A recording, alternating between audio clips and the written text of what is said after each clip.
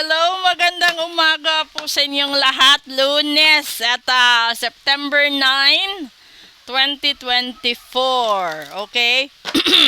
Pasensya, hindi ako nakapag-live last Friday dahil alam niyo naman basta first Tuesday and first Friday, bago pa dumating yung araw na yan, marami na hong nagpapabook ng cleansing, private reading, at saka rituals nila. Kaya hindi ako magkanda-ugaga dahil sa aside sa online bookings and appointments, meron talagang mga tao na pumupunta dito personally, and yung iba naman nagpapa-home service. So, kung gusto nyo din ma-avail yung services ko, message lang po kayo or comment. Kuha tayo. This is our daily episode 3590, 3591, and 3592. Una, Revealer of Truth, lagot. Bakit? May lalabas na katotohanan. And pangalawa, Protection. Ay nako, ala. And pangatlo, Hoy! Authentic. Magpakatotoo. Ala. Lunes na Lunes. So, ito na naman tayo. Intriga to the max. Unahin muna natin sa larangan ng negosyo.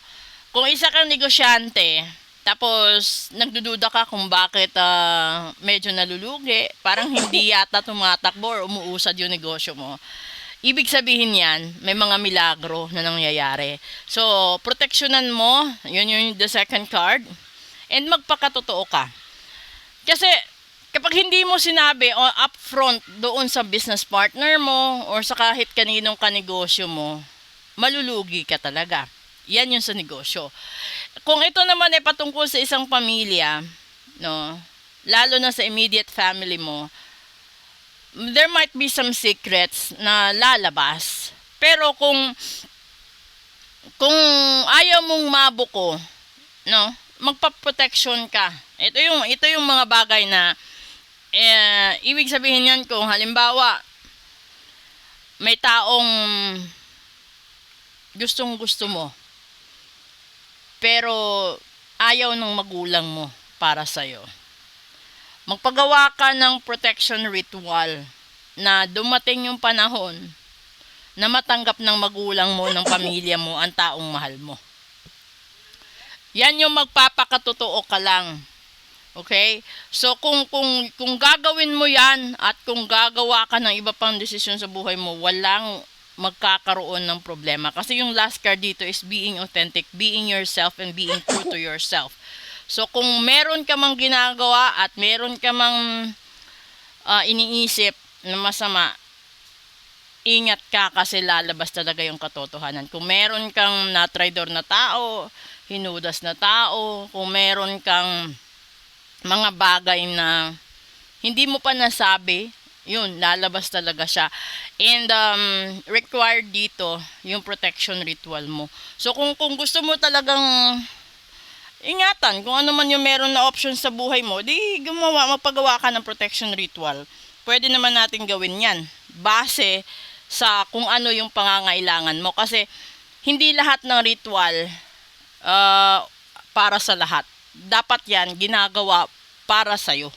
Kasi kung ano man yung nakikita mo sa online, hindi lahat yan mag-work on. Yung iba, kapag ginamit mo, sinubukan mo, imbes na gumanda at gumaan ang buhay mo, lalong lumalala. Dahil para siyang gamot, na gamot sa butika na minsan hiyang ka, minsan hindi. Ganon din parang sabon, di ba? Na may mga sabon na kahit gaano kamahal, hindi ka hiyang. May mga sabon na mura pero hiyang ka. May ganon. Ganon yung ritual. So, hindi lahat ng rituals, hindi lahat ng nakikita ninyo sa TikTok or sa ibang social media platforms ay mag-work on sa inyo. Unless kung customized talaga yan at designated para sa inyo. Kasi iba-iba yung dahilan ninyo. Iba-iba din yung mga options na nangyayari sa buhay. So, kung gusto niyo malaman, kasi kakaumpisa pa lang naman ng Setyembre, kung gusto niyo malaman kung ano yung estado ng relasyon nyo, kung ano yung estado ng pamilya nyo, negosyo nyo, pag-aaral, 'di ba? Kasi mas maganda na yon at mas mainam na alam mo ahead of time. Kesa naman magagambol ka doon sa isang relasyon, sa isang negosyo, sa isang